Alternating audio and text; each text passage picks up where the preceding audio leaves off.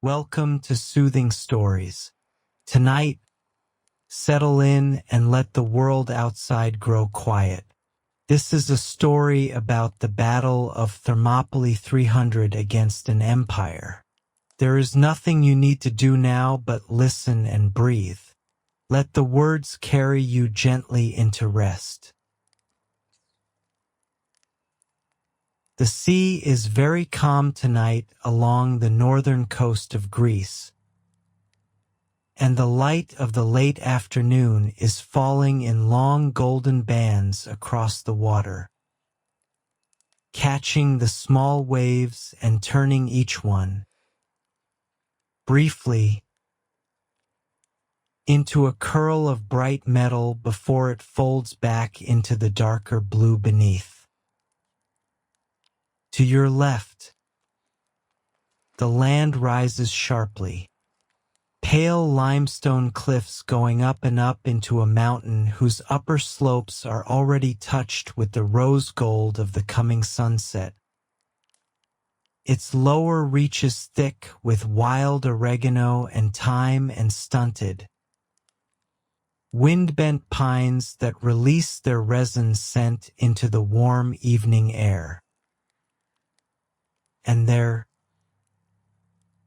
between the mountain and the sea, running along a narrow shelf of land so tight in places that a loaded cart could barely pass, is a road. It curves out of sight to the north and to the south, hemmed in on one side by rock and on the other by water, and it does not look, at first glance, like a place where the fate of the world was once decided. But it was. This is Thermopylae, the Hot Gates, named for the warm mineral springs that still rise from the earth nearby. And it is one of the most consequential few hundred yards of ground in the whole of human history. Tonight we walk slowly through the story of that place, the Battle of Thermopylae, fought in the late summer of the year 480 before the Common Era, when a vast Persian army, the largest military force the world had yet assembled, marched into Greece to complete the conquest that had already swallowed most of the known world, and found its path blocked for 3 days by a force of Greek soldiers so small in number that the Persian king could not at first believe what he was seeing. Among them stood 300 Spartans, and their king, Leonidas, and their story has become one of those rare historical events that has passed almost entirely into legend while remaining, in its essential outline, true. Let the warmth of this evening settle around you. Let the sound of the sea against the rocks below carry you gently backward through time. We are in no hurry tonight. There is only this narrow road between mountain and water, and the long story of what happened here. To understand why this small stretch of coastline became the hinge point of Western history, you must first understand the scale of what was approaching it. The Persian Empire, in the early 5th century before the Common Era, was the largest and most powerful state the world had ever known, stretching from the Indus River in the east to the shores of the Aegean in the west. from the cold steppes of Central Asia in the north to the deserts of Egypt in the south. It was ruled by the Achaemenid dynasty, and in this year its king was Xerxes, son of the great Darius, a monarch who had inherited from his father both an empire of extraordinary wealth and an unfinished grievance against the small, quarrelsome city-states of mainland Greece, who had dared, a decade earlier, to defeat a Persian invasion force at a place called Marathon and to support rebellions among the Greek cities of Persia's own Ionian coast. Xerxes did not intend to make the same mistake his father had made. He spent years in preparation, bridging the Hellespont, the strait separating Asia from Europe, with an extraordinary engineering feat of lashed boats supporting a roadway wide enough for his armies to cross, cutting a canal through the isthmus at Mount Athos so his fleet would not have to round a peninsula notorious for wrecking ships in sudden storms, gathering supplies and soldiers from every corner of his vast domain, so that the army that finally marched west in the spring of 480 before the Common Era included Persians and Medes, Assyrians and Babylonians, Indians and Ethiopians, Egyptians and Phoenicians, a vast and multilingual host that the Greek historian Herodotus, writing decades later, estimated at over 1 million men, a number modern historians consider a considerable exaggeration, but that nonetheless captures something true. This was not merely an army. This was, in the perception of everyone who saw it approaching, something closer to the movement of an entire world. Consider, for a moment, what it must have taken merely to move such a force across such a distance. In an age with none of the logistical tools that later armies would take for granted. Herodotus describes depots of grain and supplies established along the invasion route years in advance, stockpiled in coastal towns and river valleys so that the army would not starve as it crossed from Asia into Europe and then southward through Thrace and Macedonia into Greece proper. He describes rivers that ran dry, according to local legend, from the sheer number of men and animals drinking from them in a single day. An exaggeration, certainly, but one that gestures at something real. The strain that a force of this size placed on every river, every well, every field of grain it passed, an army that consumed the landscape in front of it the way a fire consumes dry grass, requiring constant and enormous effort simply to keep moving, let alone to fight. And moving alongside the army was Xerxes's fleet. Hundreds of triremes and supply vessels, manned largely by Phoenician and Egyptian and Ionian Greek crews serving under Persian command, shadowed the army's progress along the coast, so that the invasion of Greece was in truth two enormous and interlocking operations, land and sea, each dependent on the other's success.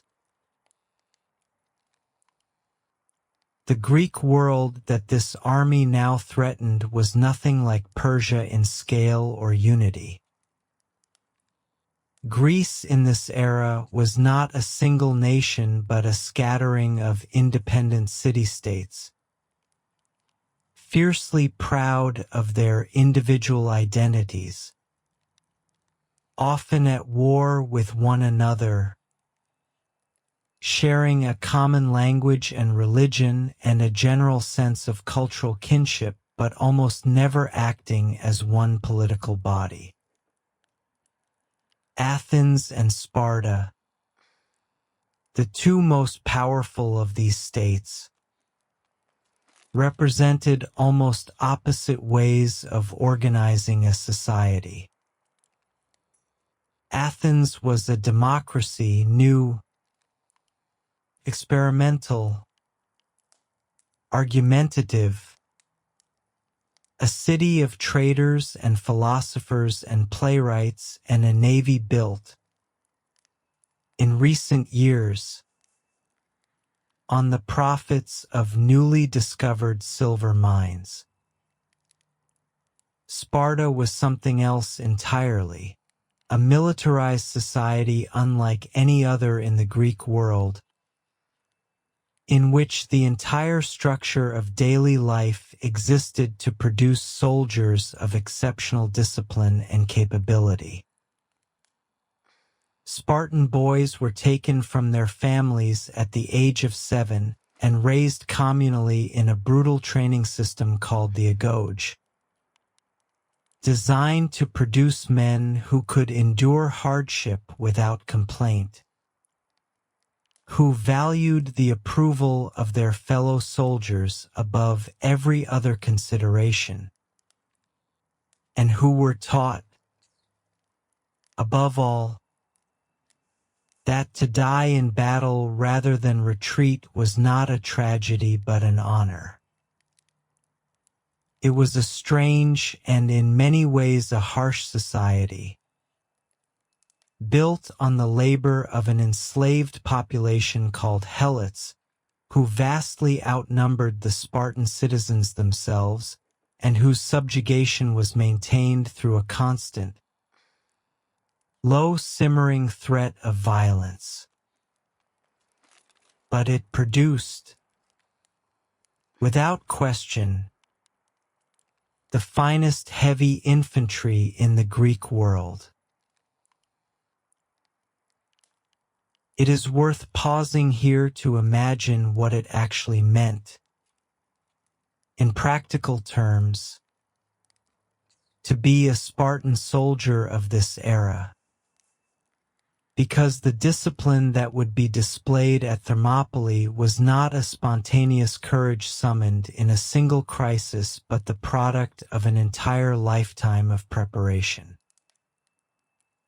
A Spartan man who marched north with Leonidas had spent the whole of his boyhood and adolescence inside the agoge, sleeping on reed mats he had gathered and cut himself from the banks of the Eurotas River without the use of a knife, eating deliberately meager rations that encouraged boys to learn the arts of foraging and the caught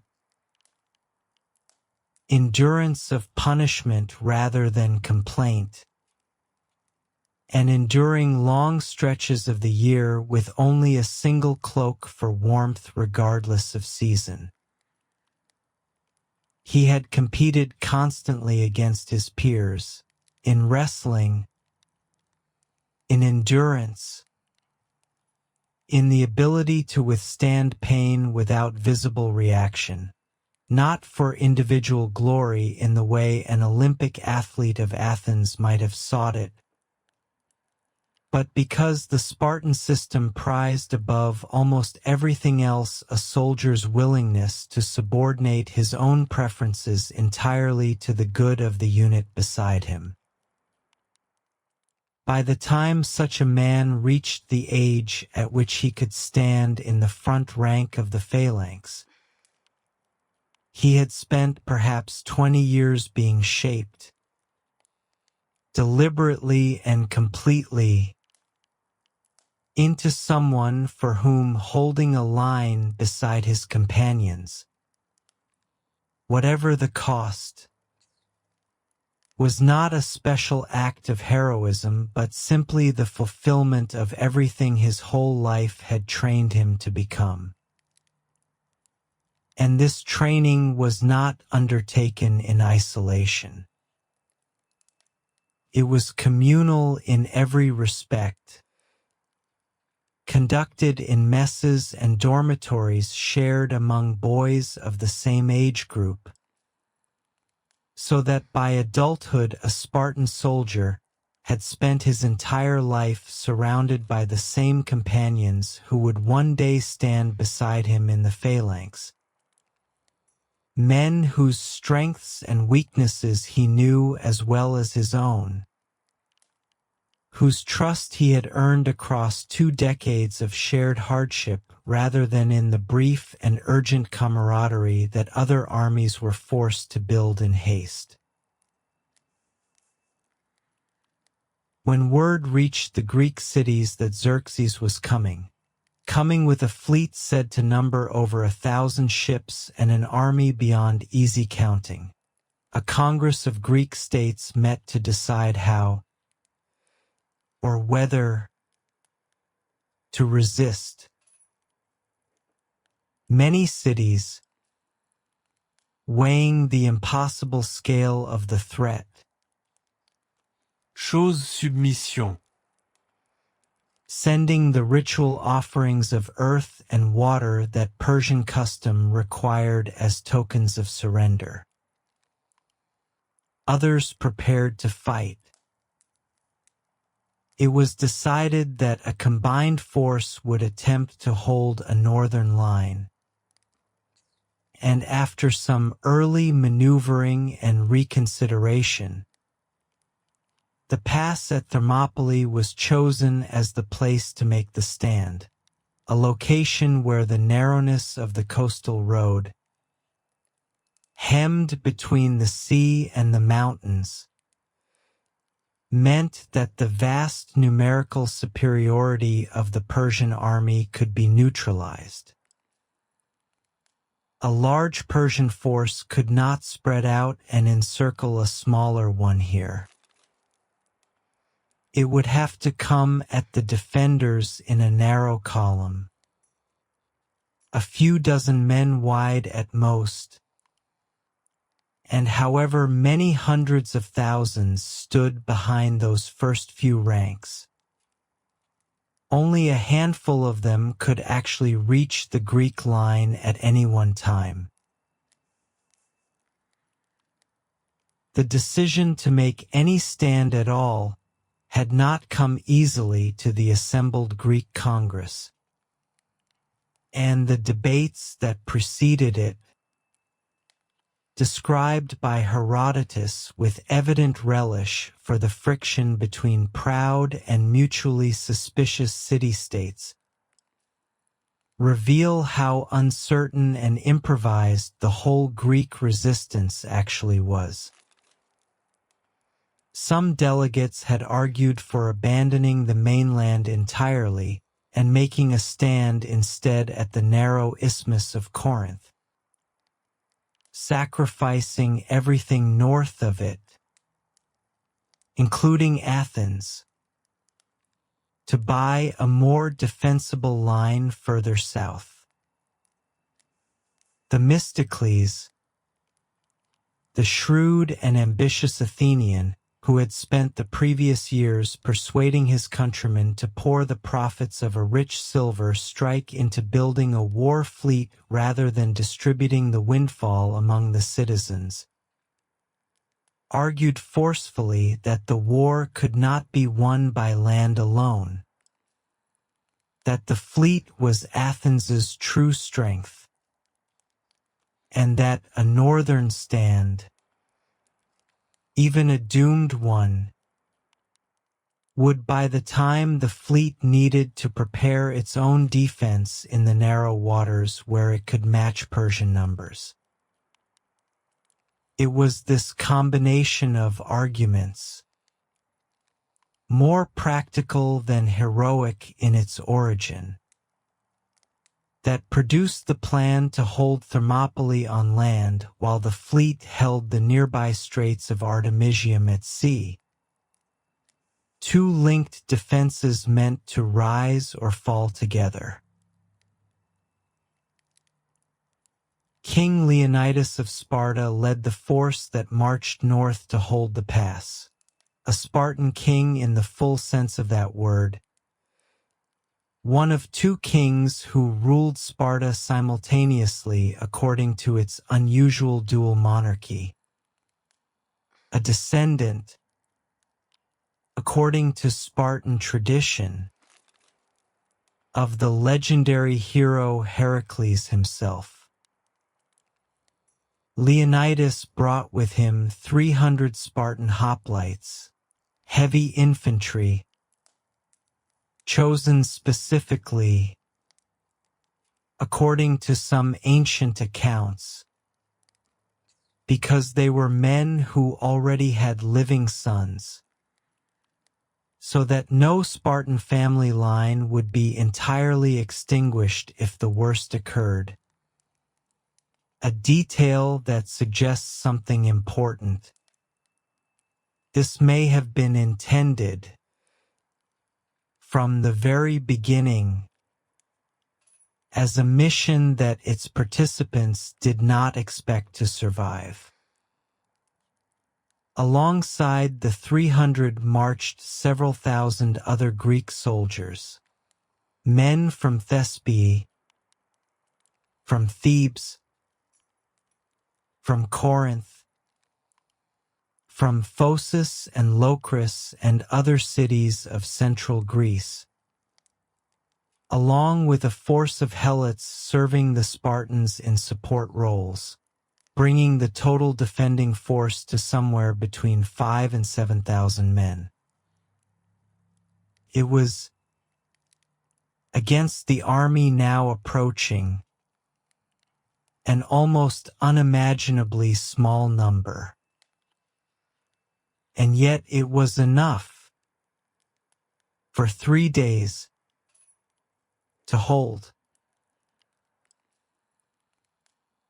The choice of Thermopylae was not made lightly, and it reflected a hard-won understanding among the Greek commanders of exactly how their smaller numbers might be made to matter against an army that otherwise could simply have marched around and over them anywhere else in open country.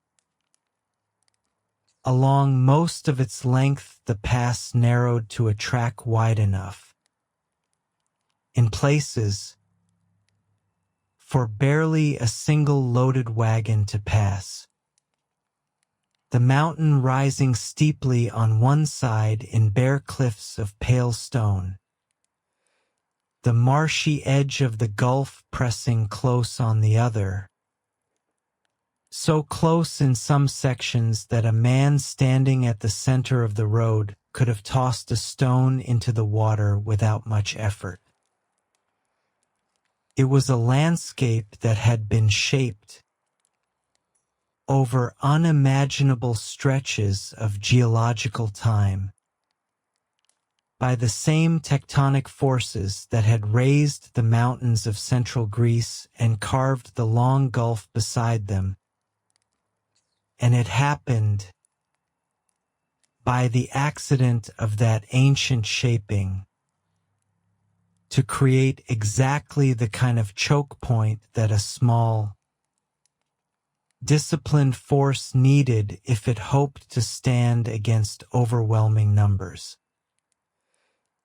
The Greeks had used this same geography before, generations earlier, against other invaders from the north.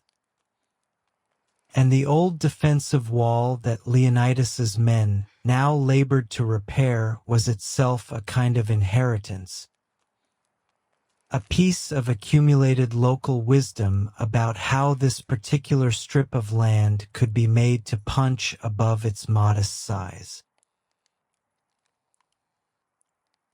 Picture the pass as it would have looked in those late summer days before the battle began.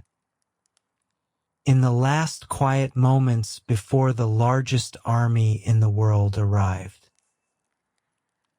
The narrow road runs along the shelf of land between mountain and sea, and at its narrowest point stood an ancient defensive wall, built centuries before by the Phocians against earlier northern invaders, half ruined now but still usable, and the Greeks set about repairing it, working in the warm air with the sound of the sea nearby, stacking stone upon stone, watching the northern horizon for the first signs of dust that would mean the enemy was near. The hot springs that gave the place its name rose nearby, their mineral steam drifting across the rocks in the mornings. And the soldiers would have smelled that faint sulphurous warmth mixed with the salt air off the gulf and the resin of the pines on the slopes above.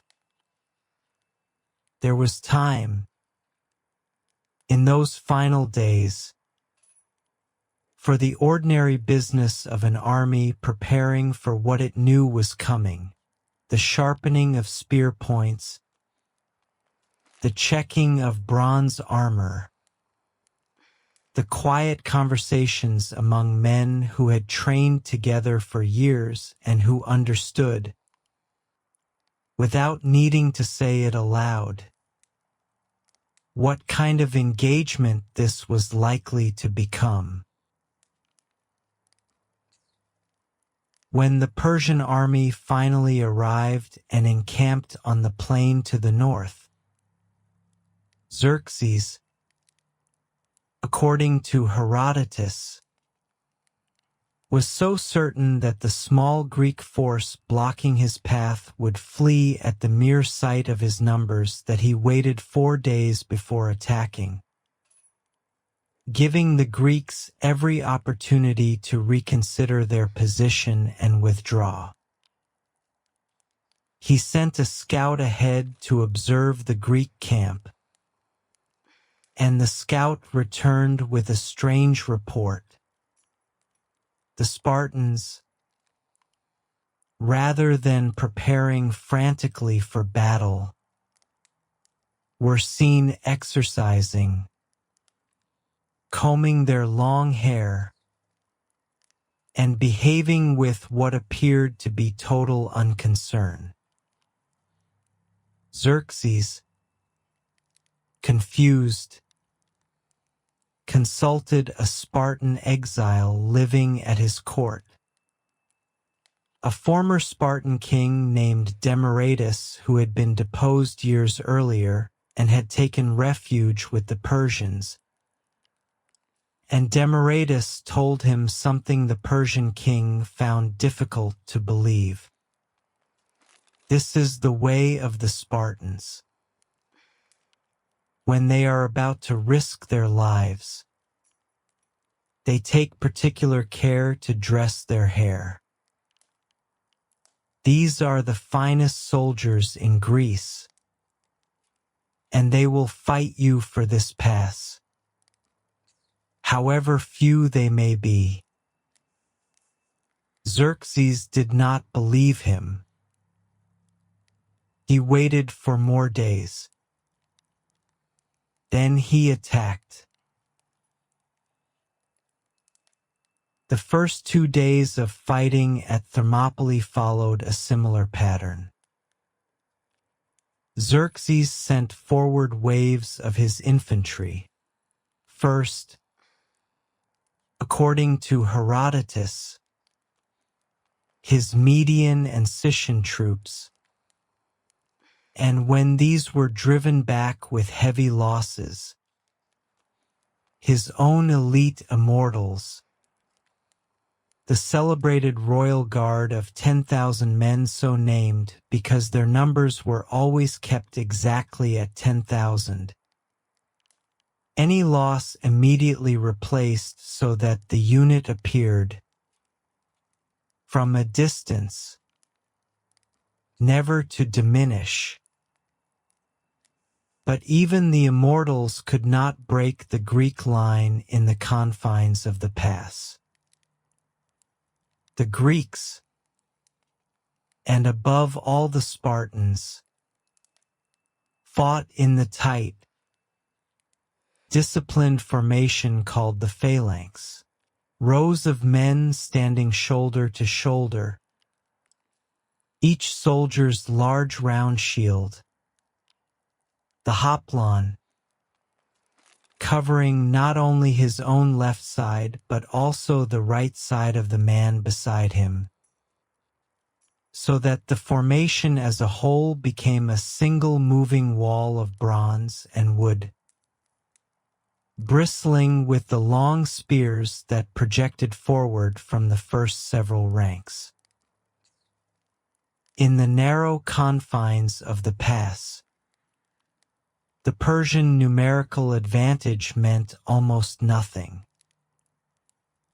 Only a small number of men could engage the Greek line at any given moment, and the Persian troops, many of them armed more lightly than their Greek opponents, with smaller shields of wicker and lighter weapons suited to open-field skirmishing, found themselves crowded and unable to maneuver, cut down in exchange for very few Greek casualties.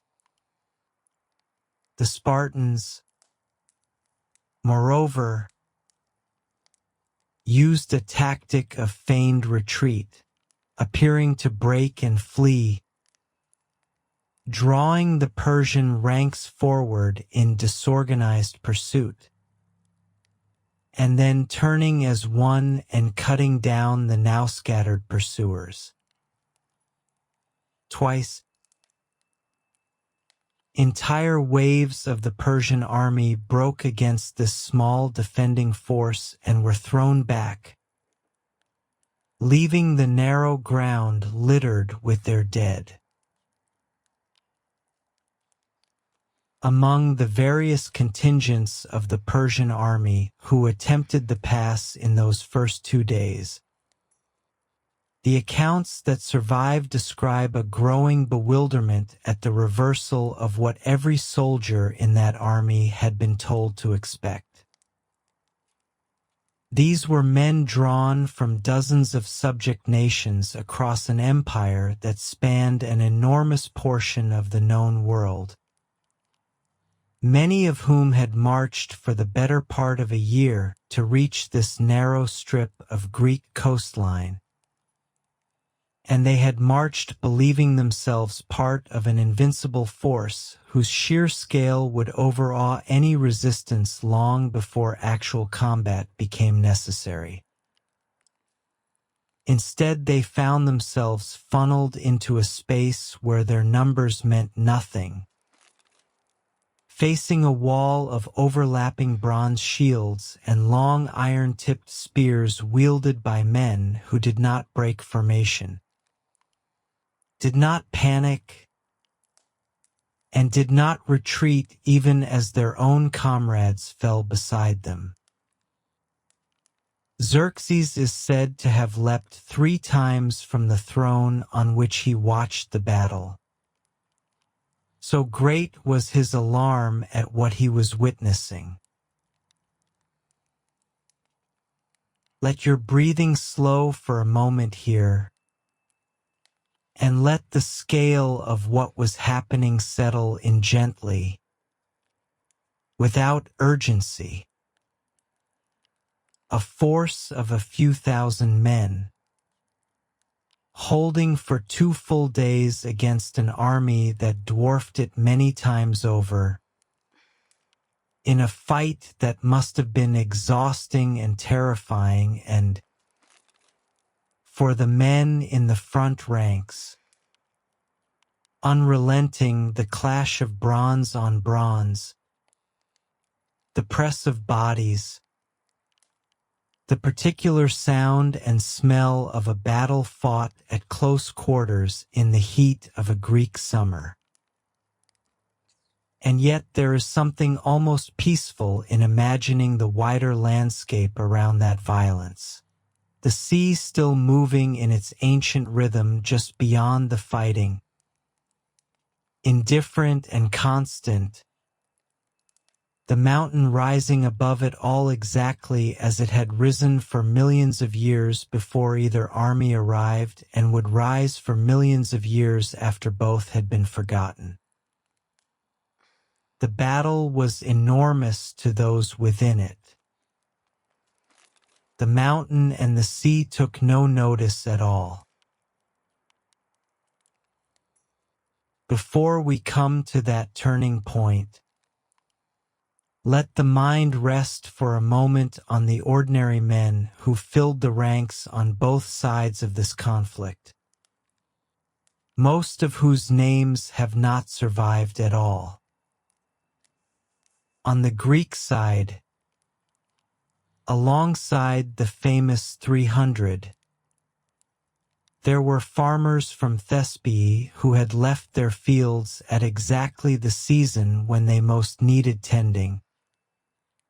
Men from Corinth and Phocis and Locris, whose homes lay well to the south and who had marched north anyway, understanding in some general way that if this pass fell, their own cities would lie open to whatever followed.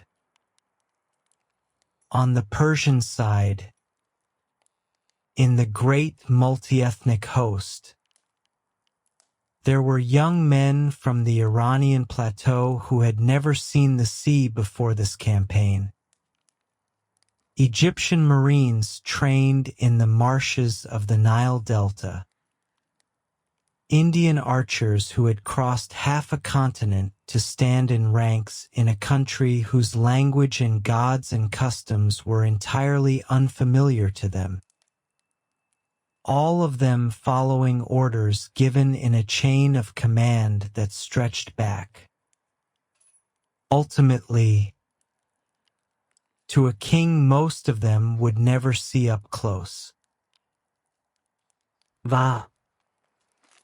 Seen from enough distance, resolves into strategy and outcome, into the movements of armies and the fates of empires. Seen up close, it is always this: thousands of individual and unremarkable lives, each carrying its own private hopes and its own private fears, converging briefly and violently in a particular place, most of them then vanishing from the record entirely, remembered by no one but the small circle of people who loved them and who, in most cases, never learned exactly how or where they died. The turning point came on the evening of the second day, and it came not through force of arms but through betrayal. A local man named Ephialtes, from the region around Malice, approached Xerxes with knowledge of a mountain path, a narrow track through the hills above Thermopylae that circled around behind the Greek position and would allow a force to descend on the defenders from the rear, bypassing the pass entirely. His motives, according to Herodotus, were simple greed, the hope of a substantial reward from the Persian king, and whatever his reasoning, the consequences of his choice would echo through more than 2,000 years of history, his name becoming, in Greek, a word that to this day means nightmare, and in the wider cultural memory, a synonym for traitor. Xerxes sent a detachment of his forces, guided by Ephialtes, along this mountain path under cover of darkness. And by the following morning they had descended behind the Greek position, where a group of Phocian soldiers assigned to guard the path, taken by surprise, retreated to higher ground rather than making a full stand, allowing the Persian force to continue its descent toward the rear of the main Greek line. When Leonidas learned, in the early hours of the third day, that his position had been outflanked and that the pass could no longer be held, he made a decision that has been debated and admired for 25 centuries. He dismissed the bulk of the remaining Greek force, several thousand men from the various allied cities, sending them south to safety, their deaths having no strategic purpose if the position could not be held. But Leonidas himself remained, along with his 300 Spartans, and alongside them a force of 700 soldiers from the small city of Thespiae who chose, entirely of their own will, to remain and die alongside the Spartans rather than retreat, and several hundred Thebans whose presence in the final stand is recorded with somewhat more ambiguity by ancient historians, some suggesting they too remained willingly and others suggesting they were compelled to stay as hostages to Theban loyalty. Why did Leonidas stay? The ancient sources suggest several intertwined reasons. A Spartan religious prophecy, reportedly given by the oracle at Delphi before the campaign began, indicating that either Sparta itself would fall or a Spartan king would die. The deep Spartan cultural conviction that retreat in the face of the enemy was a shame worse than death. And perhaps, too, a calculated military purpose, for a rearguard action, however doomed, would buy time for the retreating Allied forces and for the wider Greek cause to regroup elsewhere. Whatever the full truth, the choice was made, and the small remaining force prepared to make its final stand. What followed, on that third and final morning, has become one of the most studied and mythologized events in military history. Knowing that they could not survive, the defenders under Leonidas moved forward from their fortified position at the wall to a slightly wider section of the pass, where Herodotus tells us they fought not merely to hold ground but to inflict as much damage as possible before the end. Meeting the advancing Persian columns from the front while the flanking force descended from the mountain path behind them. Spears broke in the fighting and were replaced with swords. When swords broke or were lost, the ancient accounts say the Spartans fought on with their bare hands and their teeth, a detail that may be more legend than fact but that captures the desperate ferocity of those final hours. Leonidas himself was killed partway through the battle, and a fierce struggle erupted over his body. The Greeks fighting off for separate Persian attempts to seize it, eventually recovering it and carrying it with them as they made their final stand on a small rise of ground, now known as the Hill of the Kolonos, where the surrounded Greeks were finally overwhelmed, first by arrows fired in such volume, according to Herodotus, that they blocked out the sun, and finally by the closing of the Persian ranks on every side. Every remaining Spartan and Thespian died there, on that low hill above the sea, in the warm light of the late summer morning. Xerxes, when the battle had ended, is said to have ordered the body of Leonidas mutilated, the head removed and displayed on a stake. It was an act of disrespect toward a fallen enemy that ancient Greek custom considered a serious violation of honorable conduct, even in war, and one that Herodotus records with clear disapproval, suggesting that it revealed something about the Persian king's anger at how much this small force had cost him.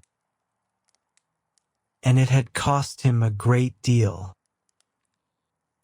Ancient estimates of Persian losses at Thermopylae vary widely and are almost certainly exaggerated in the ancient sources, but even conservative modern reconstructions suggest that the Persians lost many thousands of men, a disproportionate and, for Xerxes, deeply frustrating cost to pay for clearing a path that a mere handful of defenders had held for 3 full days. The pass was open now. The road south to Athens and to the rest of Greece lay before the Persian army. But something had happened at Thermopylae that outlasted the tactical outcome of the battle itself. The wider war did not end at Thermopylae, and it is worth walking briefly through what followed, because the story of that single narrow pass does not stand alone.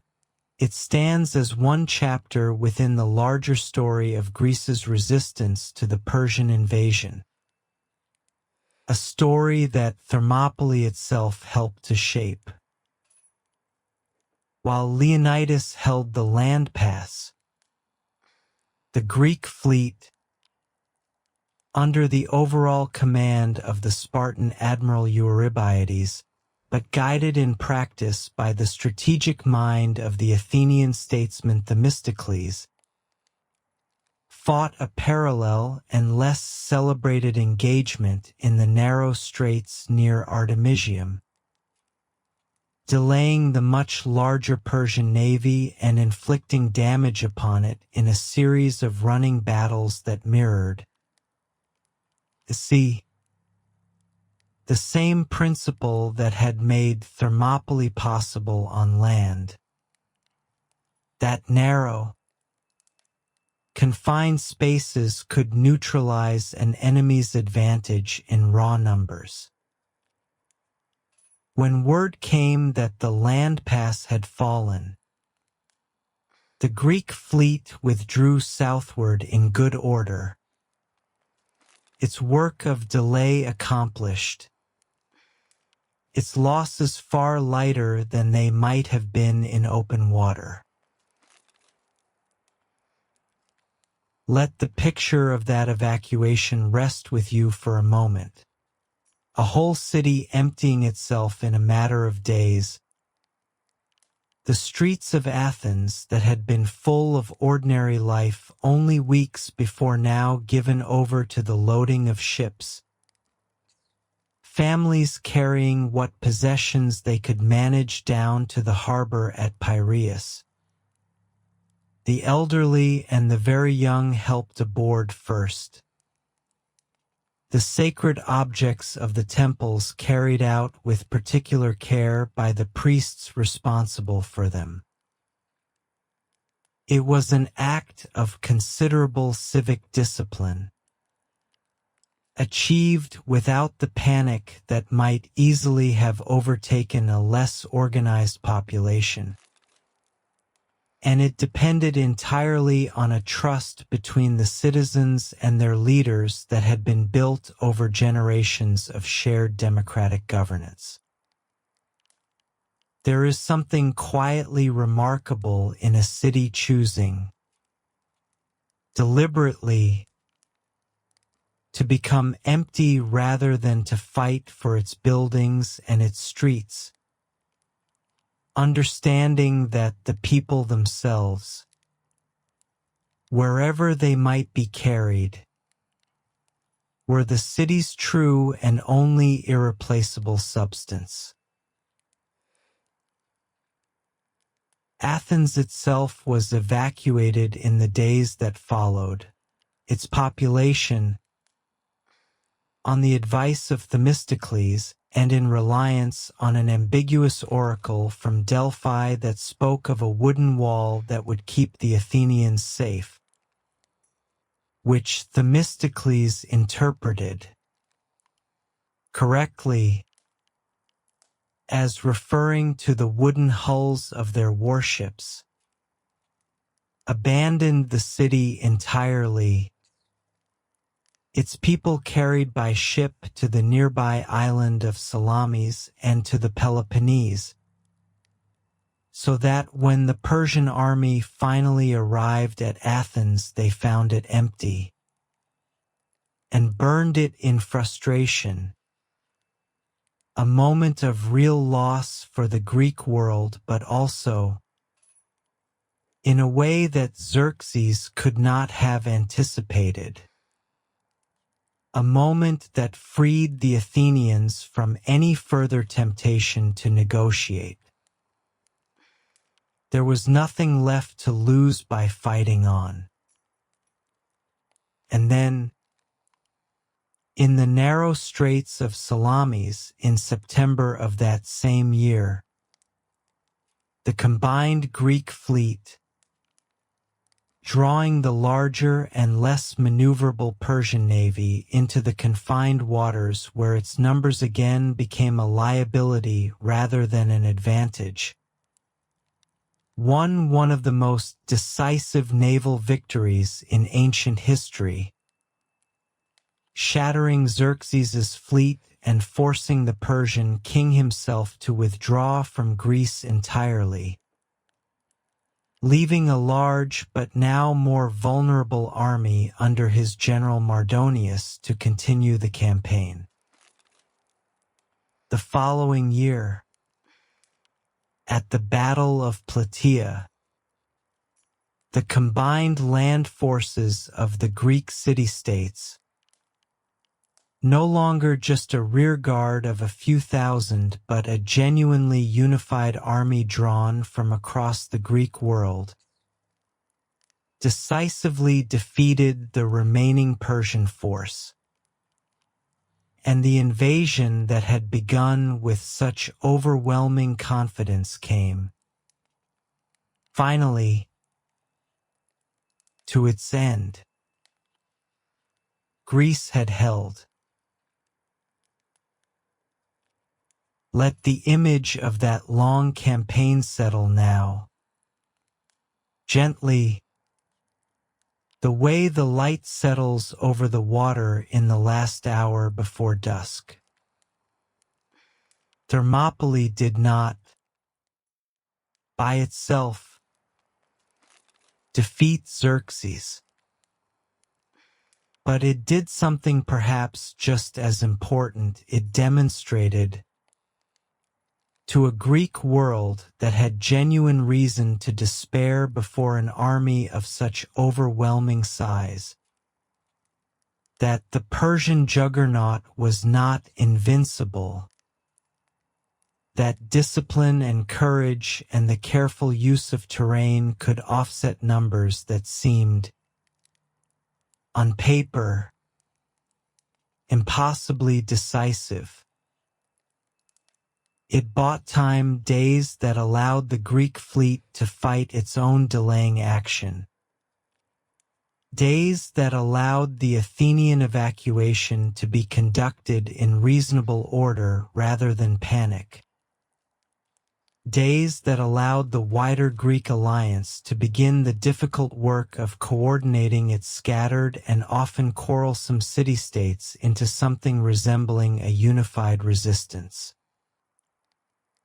And it created, in the death of Leonidas and his 300, a story, one that the Greek world told and retold in the years and centuries that followed, a story of sacrifice freely chosen, of duty honored even unto death, that became one of the foundational narratives of what it meant, in the ancient Greek imagination, to be free and to choose to defend that freedom rather than to submit. In the years after the battle, the Greeks raised a monument at the site, a stone lion, according to some ancient sources, to commemorate Leonidas, and inscriptions honoring the fallen. The most famous of these, composed by the poet Simonides and said to have been inscribed on a stone at the pass itself, reads, "In careful and enduring simplicity, go tell the Spartans, passer-by, that here, obedient to their word, we lie." It is a small inscription, unadorned, without grandeur, and it has outlived empires. It has outlived the Persian dynasty that Xerxes ruled, and the Greek city-states that raised it, and the Roman Empire that came after them, and every subsequent power that has risen and fallen across those same Mediterranean shores. It survives because it says something simple and true about duty and sacrifice that does not require the context of any particular empire or era to be understood. In the centuries that followed, the story of Thermopylae did not remain still. It traveled outward from Greece through the Hellenistic world that Alexander's conquests spread across the eastern Mediterranean and beyond, was absorbed and retold by Roman historians, who saw in Leonidas's stand a model of the discipline and devotion to the state that their own military tradition claimed to prize, and survived the long centuries of the medieval world within the manuscripts of Herodotus that Byzantine scribes continued patiently to copy and preserve. When those manuscripts eventually reached Western Europe in the centuries of the Renaissance, the story found new audiences who saw in it a template for their own emerging ideas about liberty and civic duty, and it has continued ever since to be retold in painting and poetry and, in the modern era, in film, each generation finding in this narrow strip of Greek coastline something it needed to say about courage, about the price of freedom, about the particular dignity available to those who choose, with open eyes, to stand rather than to run. The details have sometimes been simplified in the retelling, the numbers sometimes rounded for the sake of a cleaner story.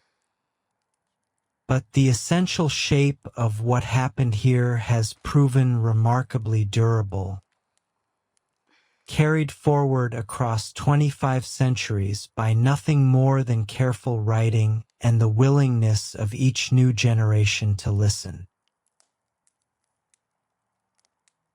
The pass itself has changed a great deal since that late summer of 480 before the Common Era. The coastline here has shifted over the millennia.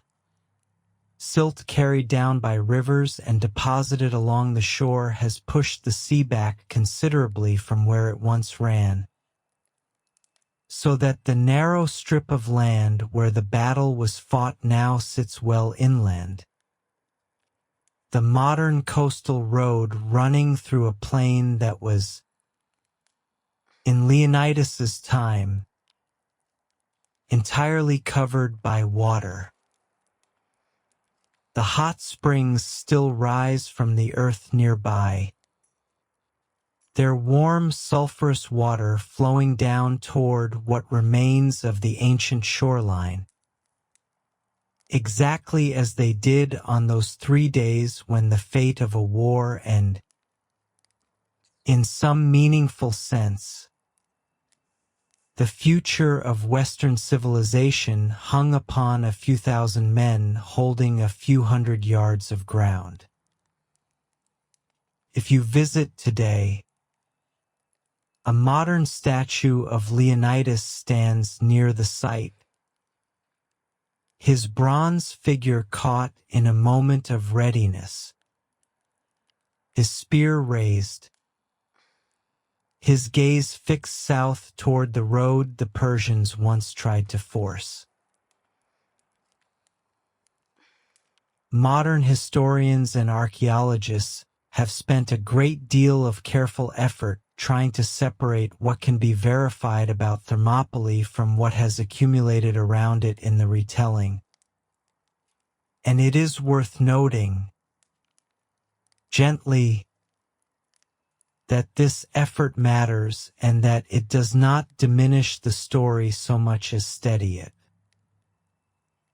Herodotus, writing perhaps 40 or 50 years after the battle, drew on oral traditions and the testimony of participants' descendants rather than on documents in the modern sense. And scholars now generally regard his enormous figures for the Persian army as inflated, whether through the natural exaggeration of oral memory or through a deliberate wish to magnify the scale of the Greek achievement. The true size of Xerxes's invasion force remains debated. with modern estimates ranging from the low hundreds of thousands down to considerably smaller figures. Though even the most conservative reconstructions still describe an army many times larger than the few thousand who opposed it at the pass. None of this scholarly caution changes the essential and well-supported facts. A small Greek force did hold a vastly larger Persian army for 3 days. Leonidas and his chosen companions did remain and die when the position became hopeless. And the wider campaign of that year did end in a Greek victory that few observers, in the anxious months before it, would have confidently predicted. There is something worth sitting with in the quiet of this evening about why this particular battle, one that the Greeks ultimately lost in the narrowest tactical sense, one small engagement among many in a much longer war, became the story that endured above almost every other episode of that long conflict. Perhaps it is because defeat, when it is chosen freely and borne with such complete composure, can communicate something that even victory cannot. Perhaps it is because the story is, at its heart, a very human one, a small group of people understanding fully what awaited them, choosing to stand anyway, not out of ignorance of the danger, but with complete clarity about it. There is no need to resolve exactly why this particular story has traveled so far and lasted so long.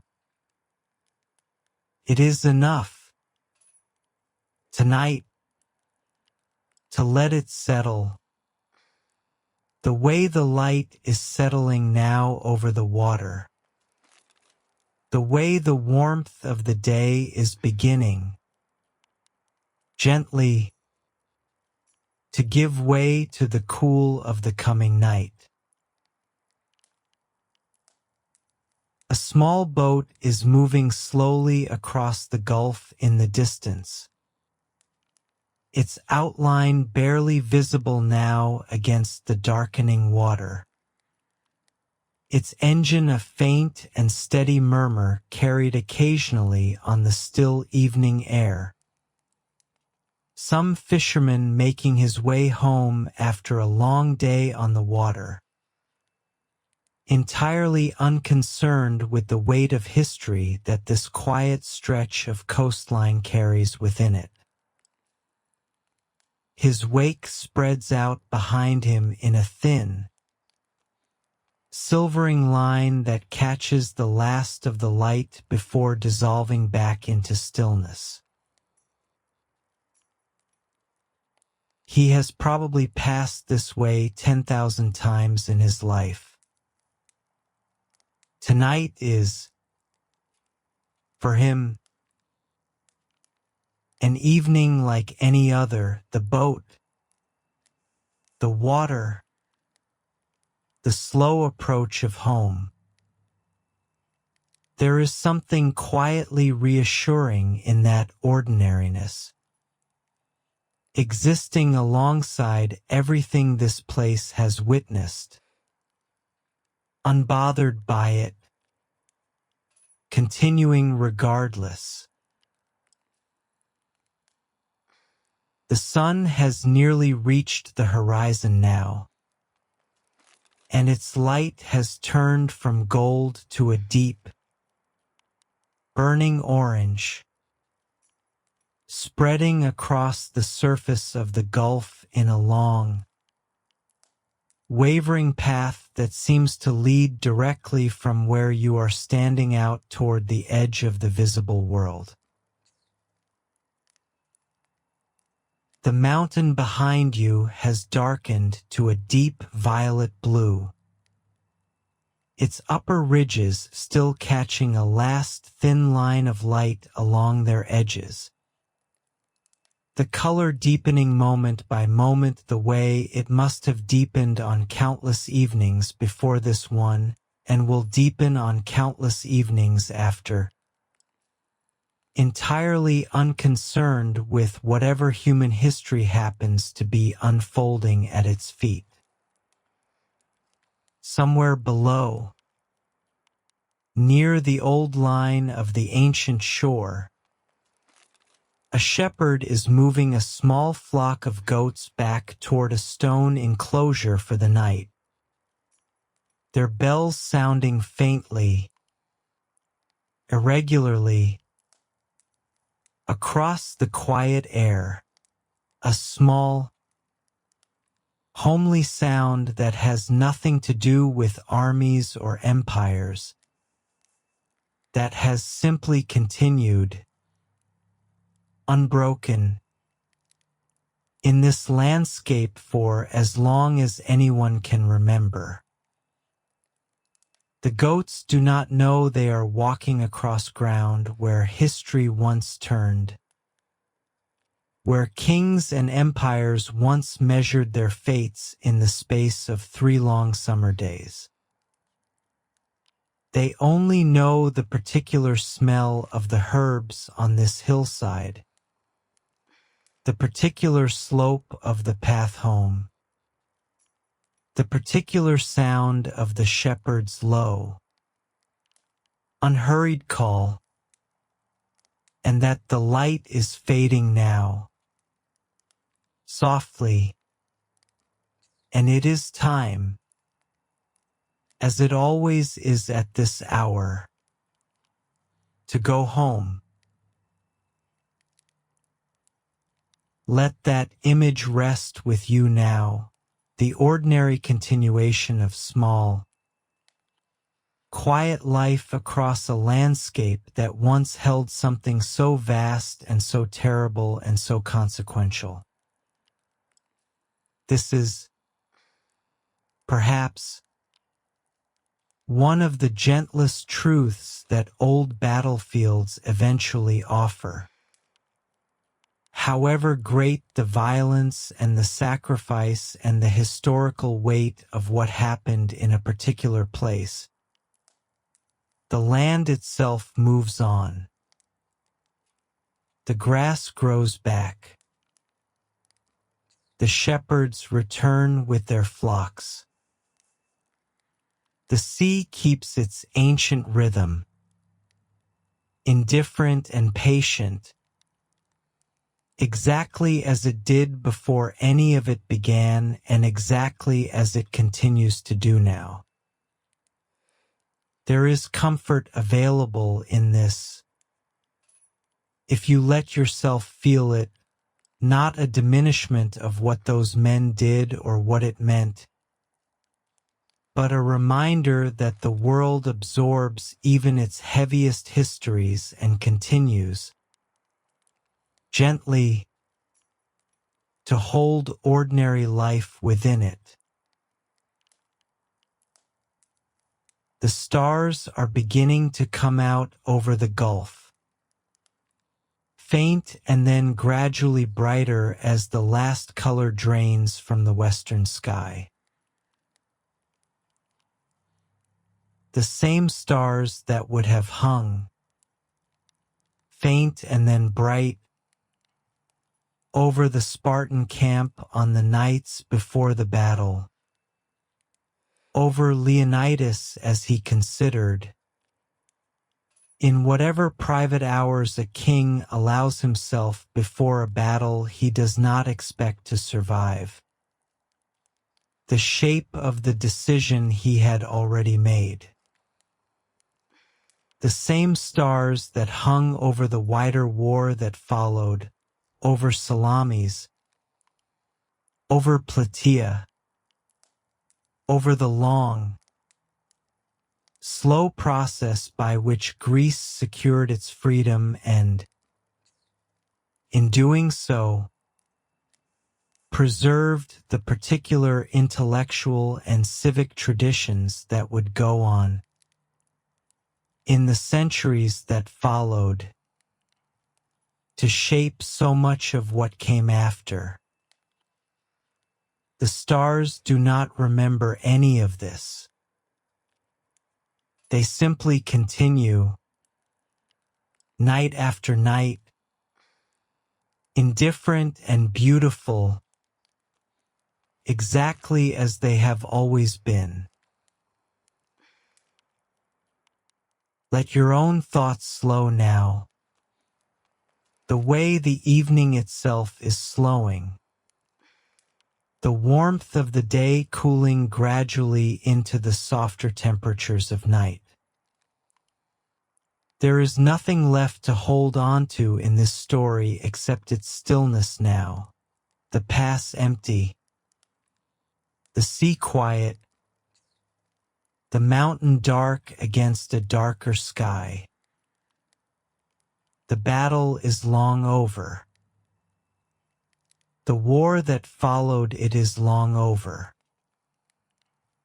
The empires that fought it, Persian and Greek alike, have both, in their ancient forms, passed into history, leaving behind only stone and story and the occasional bronze statue standing watch over a road that no longer carries the traffic it once did. What remains is simply this: a narrow strip of land between mountain and sea, holding its old silence, letting the modern world pass gently over it. Somewhere near the ancient wall, half buried now beneath centuries of accumulated soil, the stones that the Greeks once stacked in haste before the battle still lie where they were placed, indifferent to the great weight of meaning that has settled onto this place in the centuries since. Let your breathing find the same slow, indifferent rhythm in and out, unhurried, requiring nothing of you except that you continue it gently, the way the sea continues its motion against the shore below, the way the light continues its slow retreat below the horizon, the way all things in this landscape have always, eventually, come to rest. The shepherd's bells have gone quiet now, the flock safely enclosed for the night. The last line of light along the mountain ridge has faded to nothing. The sea below has turned the deep, unreflecting black of true night, its motion audible now more than visible, a soft and constant sound against the rocks. Sleep is close now, gathering the way the darkness has gathered, patiently, completely, without any urgency at all. Sleep well. The pass is quiet. The mountain and the sea keep their long watch, as they always have, and they ask nothing of you now except rest.